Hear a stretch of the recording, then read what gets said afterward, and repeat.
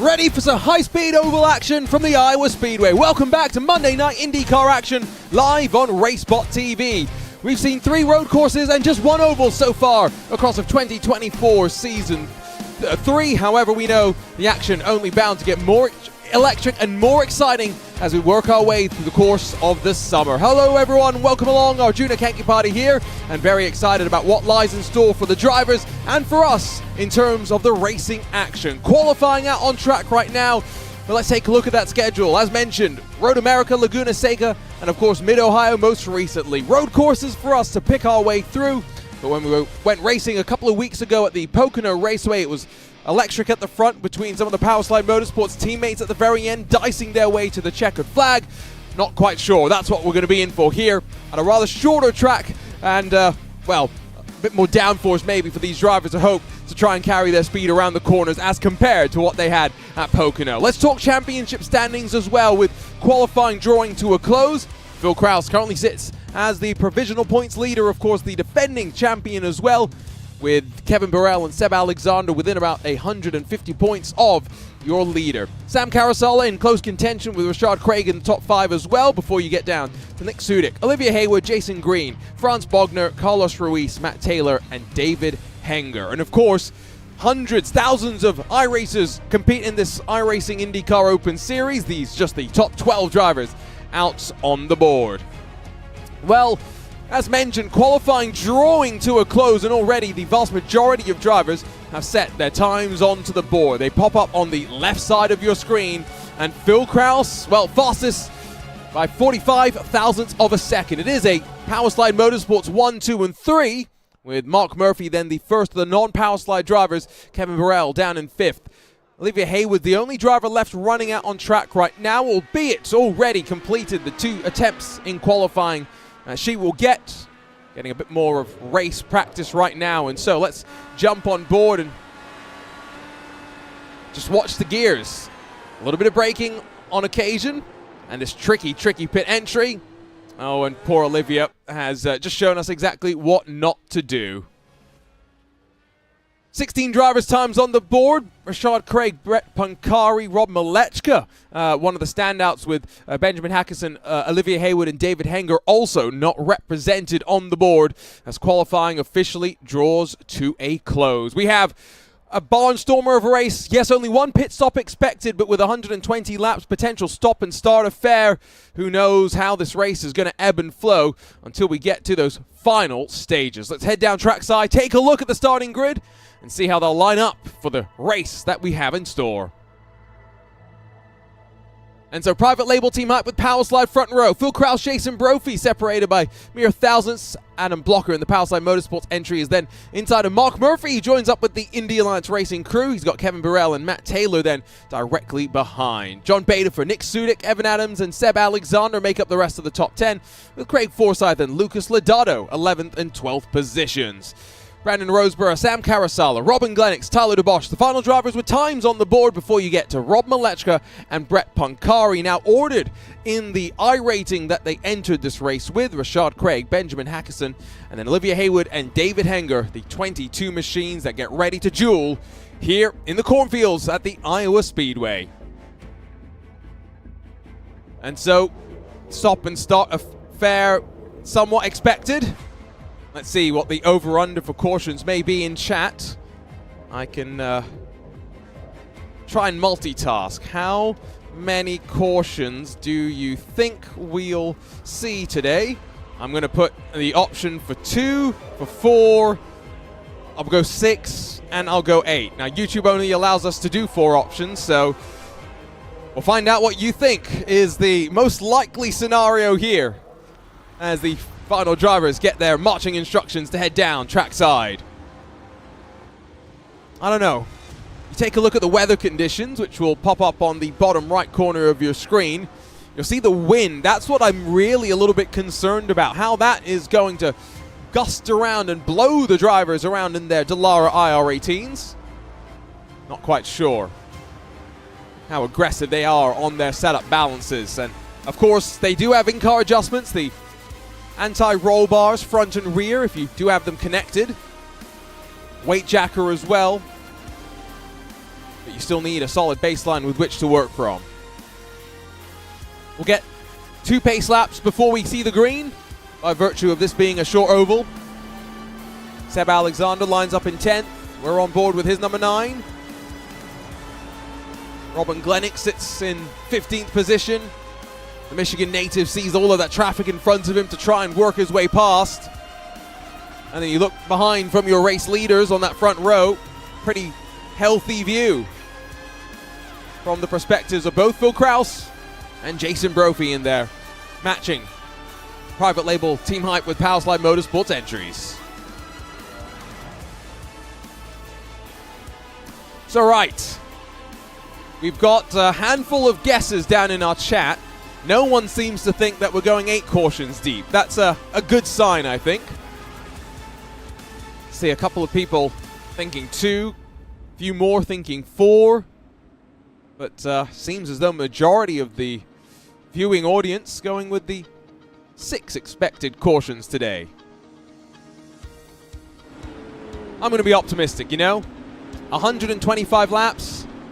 I've just got off an 11-hour flight back from London. I'm going 2 cautions. I'm going to go with the minority here because 4 and 6 now tied. Well, you've had your say. What do the drivers have in store for us? Pace car off and away and ready to go racing here at the Iowa Speedway. Short track racing. It's high intensity racing. Green flag in hand and away we go. Long hold. Phil Krause gets us going.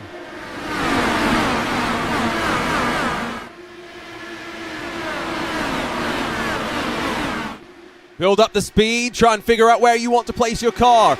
Top 4 slot into line instantly. Kevin Burrell and Matt Taylor eventually going to try and cut back into line as well as they streak back towards the start-finish stripe. But officially 1 green flag lap in the books, and the first side-by-side action indeed sees Nick Sudik defend from John Bader for 7th and 8th positions. Blocker with a mistake. Murphy takes advantage. He interrupts the power slide train at front. And what can he do now to help his teammate Kevin Burrell as well?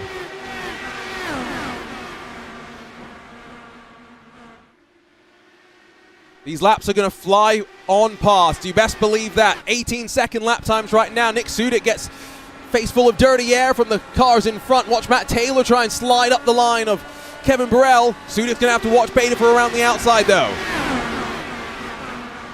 Slides his way on past with confidence. Adams follows through in the All-American iRacers entry. And Sudik bleeding positions down low. Carousala through. Now is there a penalty? Is there a damage on that car? Or is this the strategy from Nick Sudik? Just continuing to drop down the order. Hand goes up in frustration. I think that tells us a bit more. Oh, he's struggling hard. Oh, just about holds on to his entry.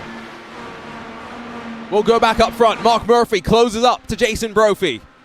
Power slide flying in qualifying, but here comes the Indy Alliance Racing contingent.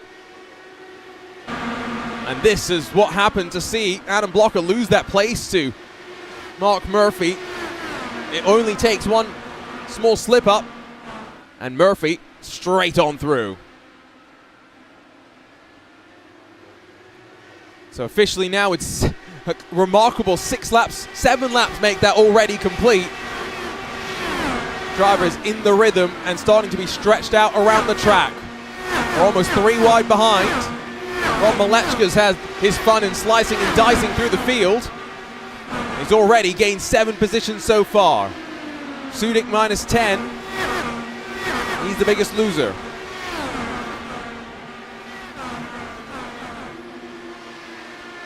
The Butt Kicker IndyCar Pro Series qualifiers pick up this Thursday. Going to be interesting to see how drivers get on as they look to try and get World Championship licenses. Now Mark Murphy tries to make his move. We were keeping an eye on some of the action in the mid-pack. He's looking feisty. Let's ride over the shoulder and listen in.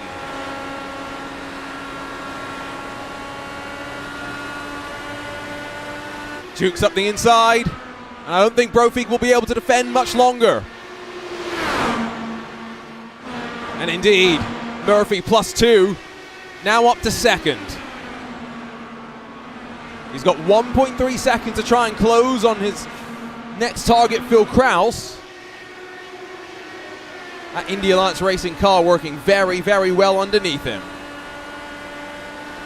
Seb Alexander, he started back in 10th, he's up to 7th.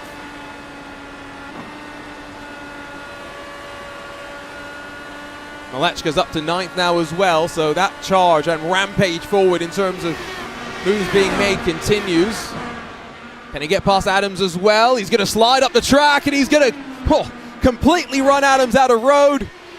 But recognizing the slider was coming, Adams gave up just enough momentum. We'll open him up to the move from Beta for his Hydro Race Geodesic racing car. We now have officially 13 laps complete in this 125 lap affair. Sam Carasalo's got a pretty good view of this fight. Beta for tight on the inside. Adams rolls the speed longer distance, but holds on.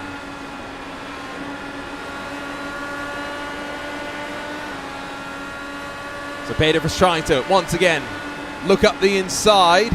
Puts a little bit more wear on the tires in some ways. Oh, he hip checks Adams up into the wall. Contact for sure. Carasalo's going to take advantage. And now we have to try and find out, is there lasting damage for Adams?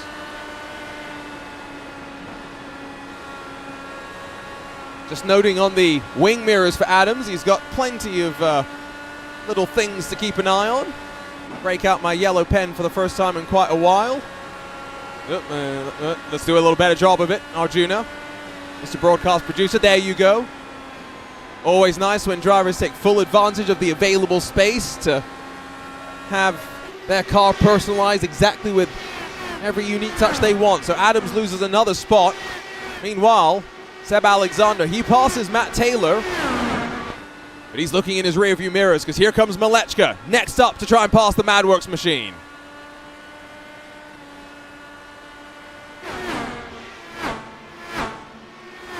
These static camera shots really give you a sense for the speed. There's no margin for error here in terms of in-car adjustments, in terms of how much steering input you are dialing into the car. You've got to be perfect. And speaking of perfect, traffic. How does your race leader, Phil Kraus, deal with the first car feeding him some dirty air? Tyler Dubois, only a handful of seconds up the road. Jason Brophy puts the pressure onto Mark Murphy as well. See Murphy arcing the corner just that little bit more. Murphy searches for the clean air on the nose, dives it down low. It's bumpy as well, just that the hands are having to be smooth, but you can see how much the suspension is having to work and jiggling around just to, with every little nook and cranny of the track, adjust and perch itself for the optimal grip. Murphy got a bit more dirty air than I think he anticipated that time around. Compromises being made, that is for sure. As he almost gets to the left rear of Murphy that time by. His private label teammate with Powerslide Motorsports teammate Rob Malechka is now trying to really make his case on Seb Alexander. And as that battle with Kraus and Murphy navigates through the traffic, Murphy and Brophy navigates through the traffic, no changes between them just yet.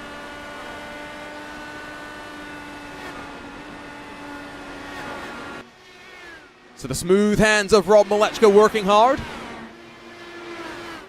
I just got a message from Jacob Oster of Team I5G that the reason why he's not here today is the tornadoes rolled around his neighborhood and took down the power line. So we hope that he's back up and running sooner rather than later. And we'll give him a bye for this one. But where's the rest of Team I5G, Jacob? That's the real question. Let's go back towards where some drivers still trying to make their way up through the field. Rashad Craig around the outside of Brandon Roseborough. Makes it work. +8 so far after failing to set a qualifying time. And that black and green entry once again running in the top 10 in the championship as well. Craig very much with the potential for a solid top 10 finish. Meanwhile, back on board with Brophy up front. Adam Blocker sits 1.6 seconds behind. He's fending off Kevin Burrell quite effectively. The question really, I think, is now, is Rob Malechka 30 laps into the stint, about just around halfway through the fuel run? What's happening in terms of our tire splits?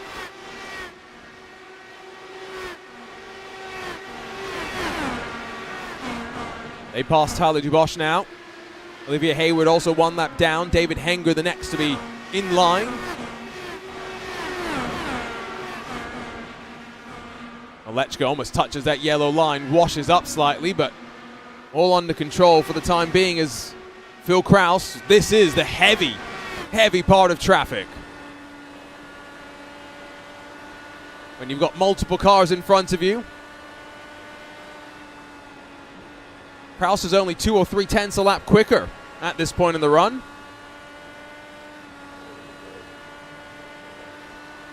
Holding steady, playing patient. Squeezing side by side. It's John Baderfer and Matt Taylor. This is 8th and 9th positions. Baderfer gets it done. Chucks it into turn 3. And you can see behind him, Craig going up high on his teammate Sam Carasala. So that black and green entry coming on strong. It's going to cut underneath of Carasala. And Craig now grabs 10th. Meanwhile, is Jason Brophy finally going to be able to go on the offense? Apparently not yet.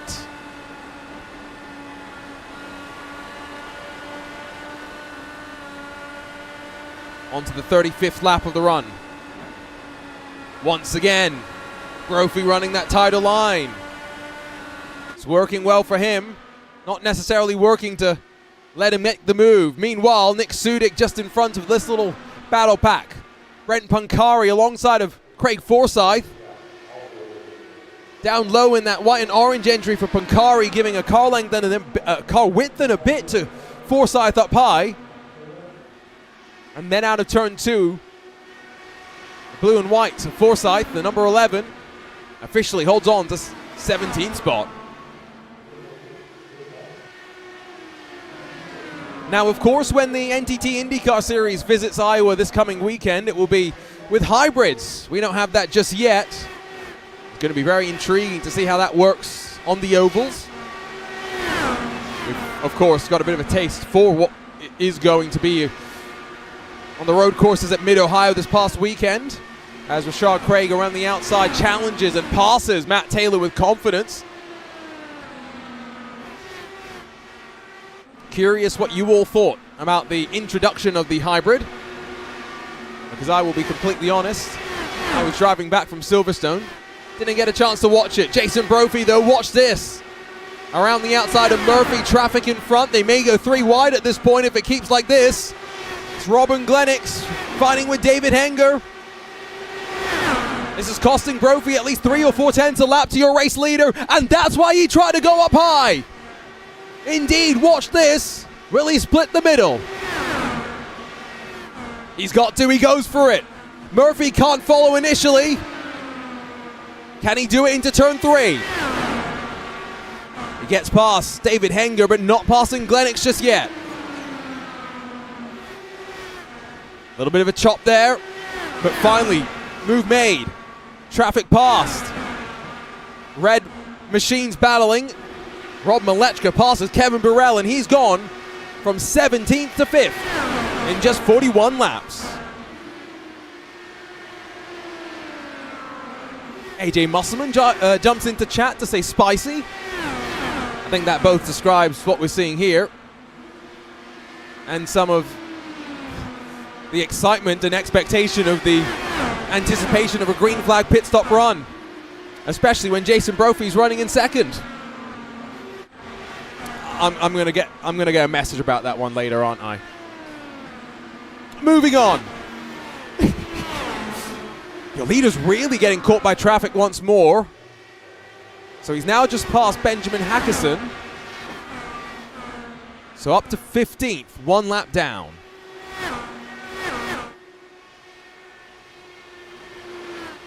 So Kraus with an 18.2 last time by. This time, 18.1. He's flying out there. He's 2.8 seconds clear of his teammate in the yellow private label team height with Power Slide car. Mark Murphy's holding on though, as they just continue to cycle through traffic. Blocker, Malechka sit 4th and 5th. And so poor Mark Murphy very much the filling. An Indy Alliance Racing sandwich with some Power Slide Motorsports double stacked bread. Evan Adams does seem to be really struggling after his brief brush with the wall. Has not had the chance to dive down onto pit lane just yet. You see him just in front of Mark Murphy and now holding up Craig Forsyth just a little bit in their little battle. Jason Brophy making his way past as the car on the lead lap.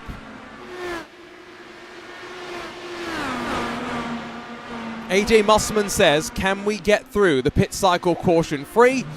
The problem is that we saw an attempted pit entry in qualifying. Attempted being the key and operative word. Poor Olivia Hayward as well. She even said, why did I have to catch that? The reason was she was the only one on track. So, yes. I was having this conversation about sim racing production and how, sometimes, we do our best to catch everything, but sometimes we miss stuff. It's very easy to catch something if there's only one car out on track, as it turns out. Or maybe not, if you talk to some people that watch motorsports. I don't know. I always see these comments about production, about NASCAR on Twitter. Problem is I just don't watch enough to really comment. Some of the shots, though, from the Chicago street circuit, I did think that NASCAR on NBC, they did a wonderful job of framing the location and, really setting the tone for what the event was all about. Some of the street signs as well as this fight for 16th position, 4 cars strong, rumbles on in and amongst the lap traffic that's making its way on past. Past 54 laps though, and it's got very, very dark all of a sudden. Look at that track temperature. That wind's picked up as well slightly.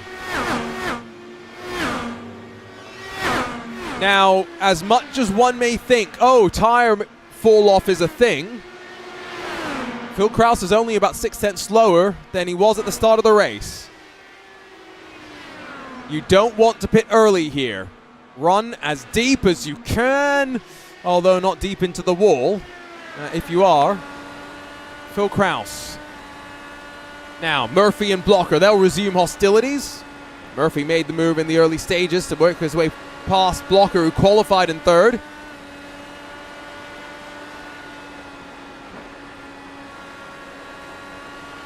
can see how much more confident Blocker seems to be at this point in the run. That last lap alone gained about 2 tenths, I believe. If we can, there you go, 1.5 tenths.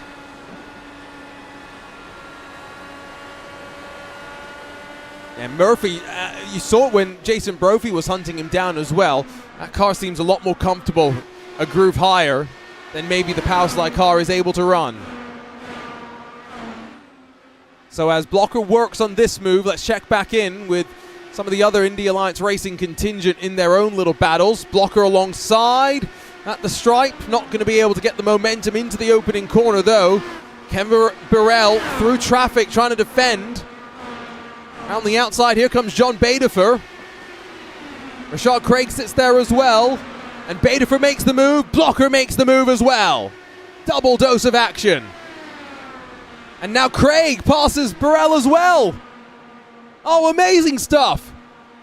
Slicing and dicing his way through the field. Craig on a charge. Mark Murphy now going to be fed to Rob Malechka, the next to the power slide train. And so with 61 laps complete, our first taker to pit lane, Robin Glenix, is 4 laps down from your race leader. The danger zone has opened, as one would say. Here comes Malechka, the double iRacing Indy 500 champ of 2024. And in a feat that will likely never be repeated, winning the iRacing fixed and open 500s on the same weekend. He did it all with his camera being rotated, of course, for the second race. So alongside for a moment there, or thinking about it. Not far away from Blocker, who took some time to pass Benjamin Hackison.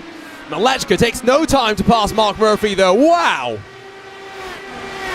Some decisive moves being made today through the field. Olivia Hayward next onto pit lane. Hackison a bit of a slide. Murphy takes advantage to put a lap on him as well.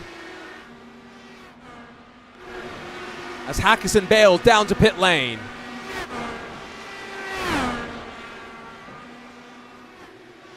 And of course, pit entry off of turn 4, and then the pit lane wraps itself all the way around turn 1.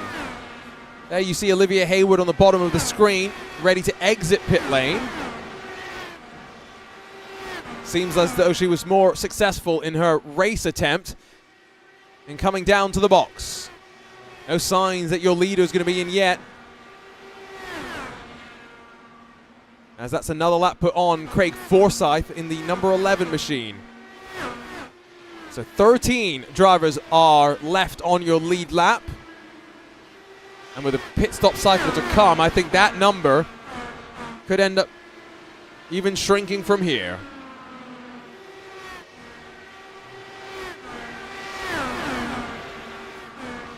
So Hackison, Glenix, and Hayward, the 3 that have pitted, make that 4. I think Evan Adams is off to the lane as well. Who's going to be next up? Maybe someone deeper in the pack. Brandon Roseborough has just been passed by Lucas Lodato. As the Bearcat Motorsports number 12 sequences in front of the Hydro Race Geodesic number 17. And meanwhile, you check back in with your fight for second. Adam Blocker's made the move on Jason Brophy. Now is this tactical? Have to wait and see. Is Brophy pitting? No, not yet. It's definitely slow though. 18.6 last time by. What has happened to Jason Brophy here? Something is not right. Here he comes to pit lane. No, never mind. Mark Murphy does though. And he indicates off of turn 3 as well. So Brophy drops behind Malechka. Is this fuel saving then? It's got to be, right? Now here he comes. Finally gets it slowed down in time. Locks it up, but no penalty to serve for that tidy pit entry.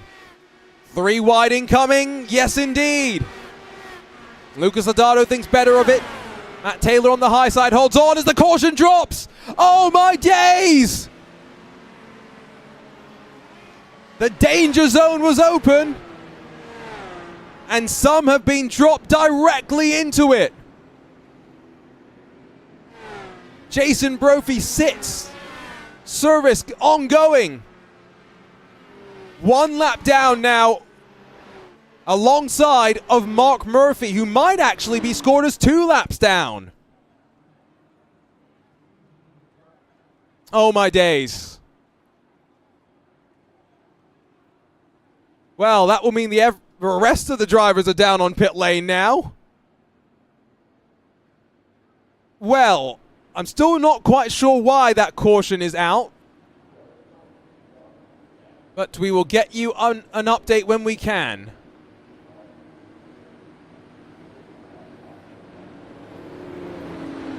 There comes the leaders, or rather Cars behind the safety car.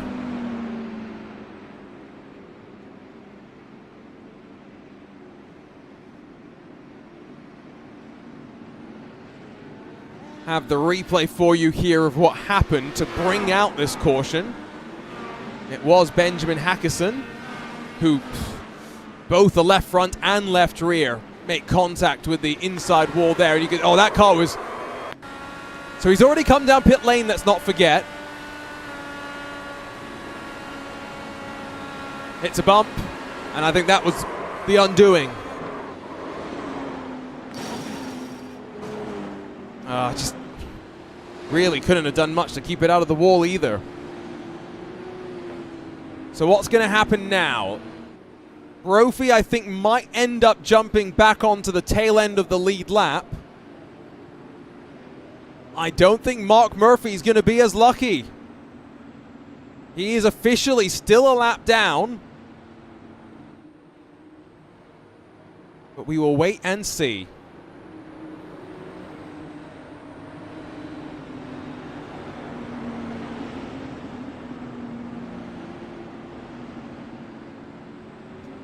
They say cautions breed cautions.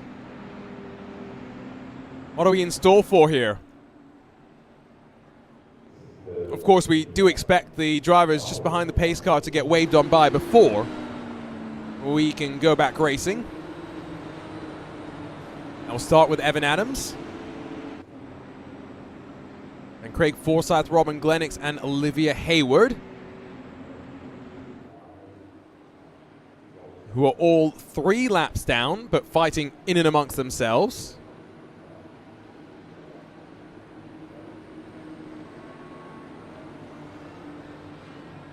So I think we are going to have 11 on the lead lap, including Brophy. We'll have 4 1 lap down. Nick Sudik, Brett Pancari, Brandon Roseborough, and then Mark Murphy. And the rest, well, we'll figure it out from here.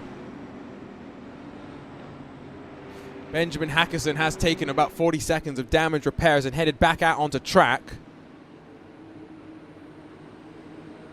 We'll see what he's going to have in the long run incoming in terms of balance of the car after smashing the left sides into the wall. Right. So expecting this time by, lights to go off on the pace car and the wave arounds to cycle through. Yes, indeed. Lights off. Check. Wave around start. Check.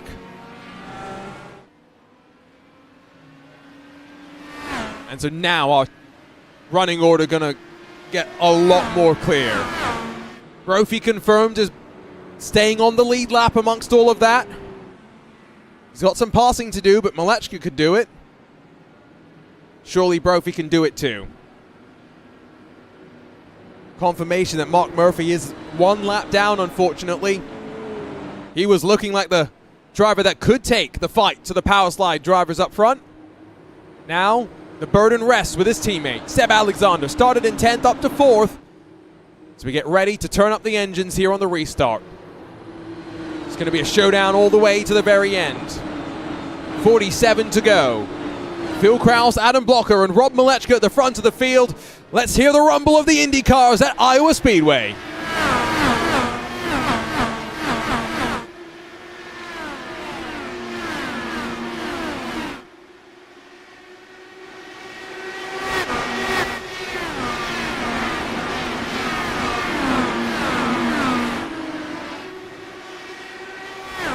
There isn't much better sound than the flyby of an Indy car. Malechka up high on his teammate. Can he make the stick? Yes, he can. He's given some room. Into turn 3. Up high on the banking. Giving it his all. Oh, and almost up into the wall. Malechka goes from 17th to 2nd. What a drive it's been so far.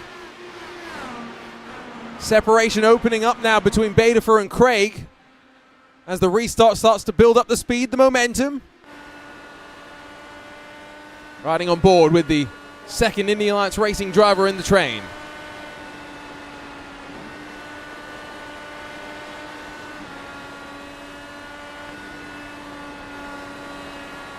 So do we have a race on our hands here? That is the question. Track temperature's risen. It's gotten a bit more sunny as the cloud cover dissipated for a moment. And the winds died down. Kraus built up a, 5-second advantage just before the pit stop. And the caution. He's already up to 0.7 of a second.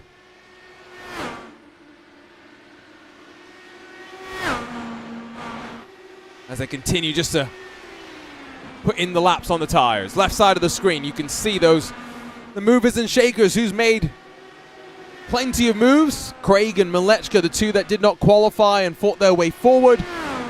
And Seb Alexander down in 10th has clawed his way up into a potential hunt for a podium. Craig now on the defense though as his teammate looks alongside. Kevin Burrell also feeding some dirty air to the nose of Matt Taylor. But the fighting in and amongst the teammates, slightly dropping them back from John Badefer. Suboptimal, as one would say. Fight for 18th position, by the way, is quite fun. Although I don't think Evan Adams is very happy with Benjamin Hackison there. Chop off with the nose. Finally gets it done. Maybe not for long. Behind them, or rather in front of them, Brett Pancari, Brandon Roseborough, and then Mark Murphy, all one lap down. Fighting for whatever they can and maybe a little bit more knowledge, let's not forget, about the car and its behaviors.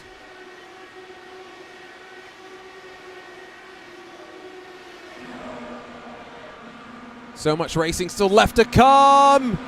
Now, did Murphy make a bit of contact with the left rear of Brett Pancari? If there was contact, it was well held by both of them. And probably fortunate that iRacing doesn't simulate punctures from little bits of contact like that. Your race leader, now officially a second clear though of his teammate. So what were we thinking about the chance of a potential fun fight? Apparently not.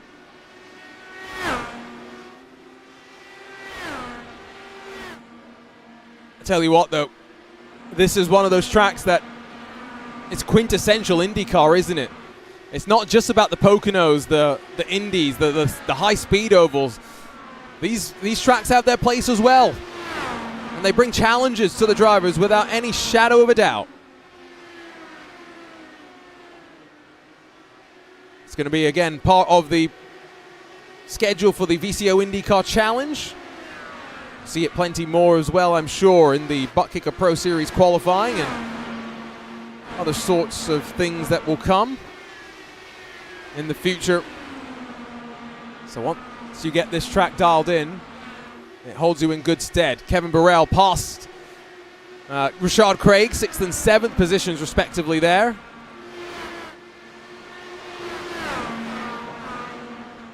Slightly behind your leaders, of course.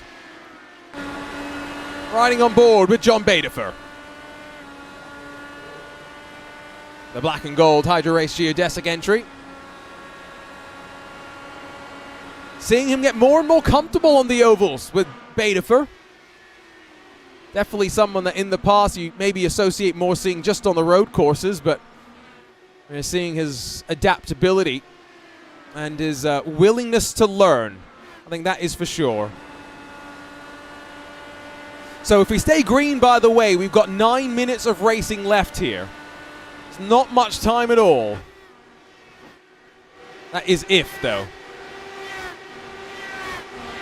Not really fighting up towards the front. There are fights further back.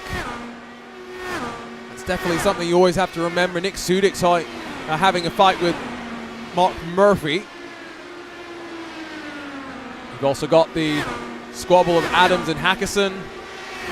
We've got traffic playing its part through all of these battles as well. It's been intense. I think Jason Brophy on that restart, because it was all shuffled up at the back of the pack and he wasn't actually lined up with all the cars on the lead lap. I think he actually has found it quite difficult to piece his way through that traffic, and now 2 seconds off of Lucas Lodato. Still maybe has a top 10 finish on the cards. Race lead, though, as it heads off into traffic. Rob Malechka looks on from the vantage point in second, as Phil Krause puts some Dallara IR18s between him and his teammate on the chase.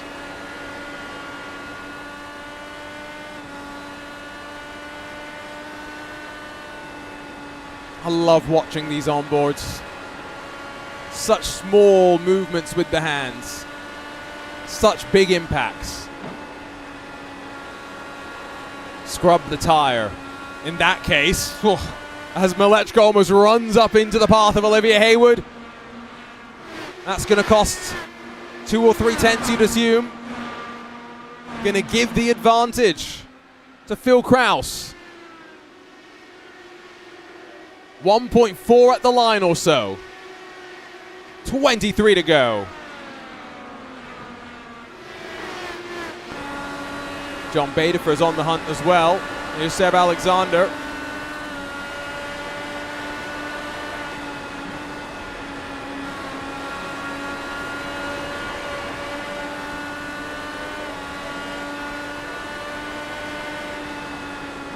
You can hear the driver on the brakes going down through the gears. Got to be so calculated with your approach. Right. So 21 to go for your leader. 20 to go next time by. Remember, if we get a caution within the last 10 or so laps, all of this traffic that we're in the middle of, it gets shuffled straight to the back. If we get a caution right now, it would not get shuffled to the back. Our point of no return is probably around 4, maybe 5 to go as well. At which point a caution would very much end the race, not leave us time for a shootout. Mark Murphy's made his pass, by the way, on Nick Sudik, and so he is going to hopefully hold on to that position and finish as the lead driver 1 lap down, caught out by the timing of the caution. Unfortunately, it was not to be for Murphy today. Fight continues. Badefer jinks to the inside, late down into turn 1. And as Adam Blocker in front of them tries to make his way past the traffic, it gives that dirty air onto the nose of Badefer. And he can do nothing but slot back in line.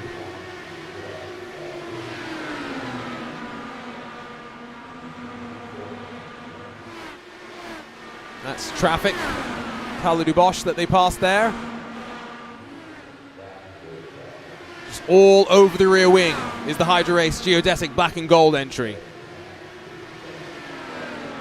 This fight's not really allowing Burrell and Craig to close though, so Alexander by no means showing slow pace at this point.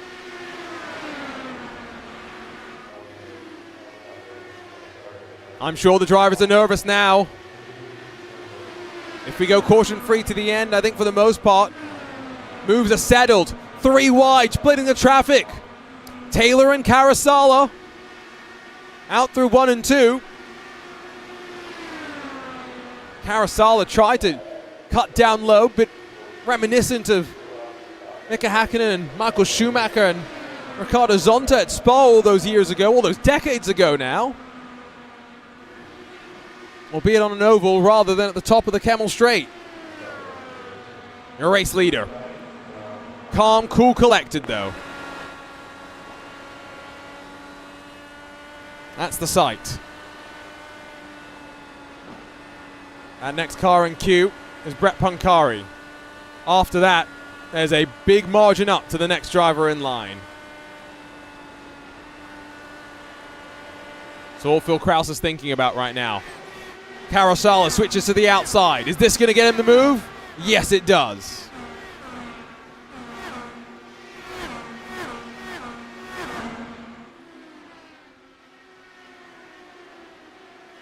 I do apologize if I've been a little bit lethargic today, as mentioned. Just got off a 11-hour flight. I was out at London, not just to watch the British Grand Prix, but to host the Prodigy Draft.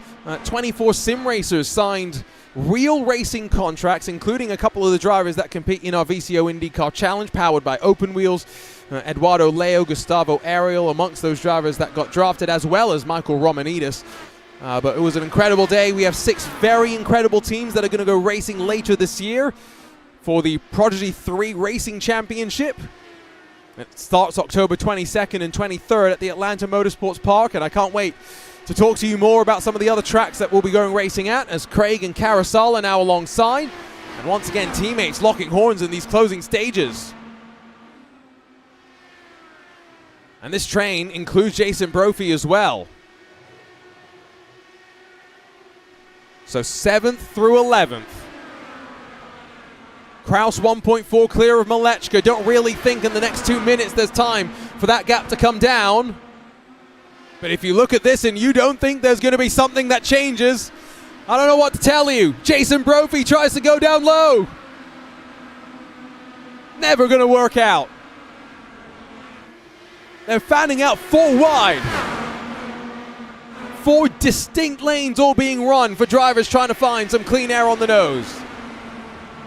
And Glennick's in the mix, one of the lapped machines. Brophy gonna again have to go 3 wide. It's Craig Forsyth up high, a lapped car that's rolling all that speed and momentum. Now Brophy vulnerable to Lucas Lodato in the Bearcat Motorsports number 12. And Glennick's gonna maybe be a bit of a pick though. And indeed, yes he is. Oh, that's dangerous. That's dangerous. That's not on. That is not on. Robin Glennick tangles with Lucas Lodato. The caution will fly. And Phil Kraus wins. Here in Iowa, no shootout. No time for the shootout. Oh, spiciness bubbles up before we see the checkered.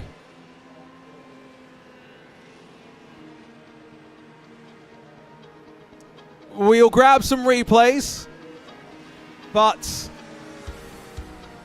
when you're 4 laps down, it's not easy when you're in these situations to try and make the right decision at the right time.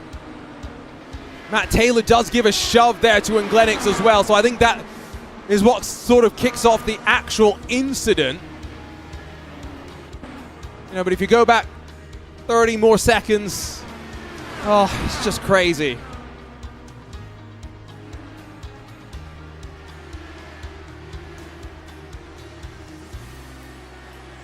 He hits the wall as well. Was there steering damage as a result of that? You can see, for a moment it seems like the rear end is stepping around on him too. But I can tell you for sure Lucas Lodato broke the right rear suspension in that incident. He'll limp it back towards the line. Well, 2 cautions today. One, of course, brought out just amidst the green flag pit stop cycle that we had been so looking forward to. And then one at the very end. It does mean Private Label Team Hype and Powerslide Motorsports 1, 2, and 3. With Seb Alexander, Indy Alliance Racing 4th, Hydro Race Geodesic 5th, and then 3 more Indy Alliance Racing drivers inside of the top 10 with Burrell, Carousel, and Craig.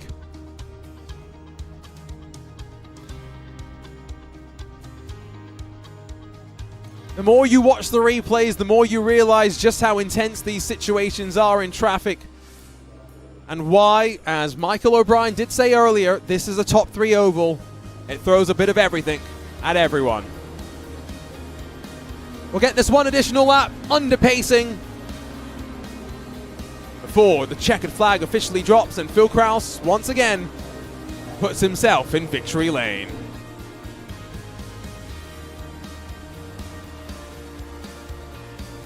"22 started, 22 will finish." I think that tells you a lot as well for the respect shown between the drivers and the ability out on track as well. Keeping it clean for the most part, especially when we were talking about having Strong gusts of wind that were blowing around from various points in time. But great to see everyone get to the end, even the few that brushed the wall. And for the record, Michael O'Brien does say he voted 2 cautions. I went with the 2 caution pick as well. Turns out we were quite right, although I don't think we wanted it right here at the very end. It is Kraus, Malechka and Blocker. A photo moment for Powerslide Motorsports and Private Label Team Hype. 1, 2 and 3 at the end of this Iowa 125. Again, Indy Alliance Racing, they'll be happy with the race speed that they showed as well. Mark Murphy will be thinking, what if? And for the Hydro Race Geodesic Racing pair, Brandon Roseborough and John Badefer, definitely more and more encouraging signs for them as they continue to get more and more adept at challenging themselves here on the ovals. A look at the results, ignore the margins at the end of the day. Doesn't really matter under cautions with traffic in between everybody. But Kraus, Malechka and Blocker. 1, 2 and 3 for the Private Label Team Hype and Powerslide Motorsports affiliation. Seb Alexander and John Badefer then 4th and 5th. With Kevin Burrell, Sam Carasala and Rashad Craig through your top 8. It'll be Matt Taylor and Jason Brophy then through the top 10. Lucas Lodato scored as the first driver 1 lap down after that incident with Mark Murphy, Nick Sudik and Brandon Roseborough. Then also on the 1 lap down marker, Brett Pancari, David Henger, Tyler DeBosch, Evan Adams, Benjamin Hackerson, Robin Glenix, your top 20 with Craig Forsyth and Olivia Hayward rounding out the running order. Well, they're still celebrating out on track, and can you blame them? I guess not really, as the Powerslide Motorsports contingent burn it down. While they do so, we'll look forward to what we've got coming up next when we make our way on over once again for a bit of road/street course racing. The Circuit Gilles Villeneuve will welcome us 7 days from today, of course. The weekend after, the NTT IndyCar Series heads to Toronto, which we don't have on iRacing, but Montreal will serve as a very suitable stand-in. It all leads us, though, through the rest of a very, very intriguing schedule. Of course, the NTT IndyCar Series ready to hit its summer break. Over to Interlagos, to Homestead, Miami, and to Chicago to round out that summer break before we link back up at Gateway with the fun and hopefully with plenty of excitement going to Watkins Glen and the Milwaukee Mile to round out the season. But that's going to bring us to an end here for our coverage on RaceSpotTV of the iRacing IndyCar Open Championship. Always great to have you here joining us for all the fun. 125 laps of full throttle, adrenaline-filled action. 2 cautions do interrupt the action, yes, but not the flow, not the intensity. It's Private Label Team Hype and Powerslide Motorsports that leave the cornfields of Iowa on top. We can't wait to see you next time out on RaceSpotTV from the streets of Montreal for round 6 of the iRacing IndyCar Open Championship.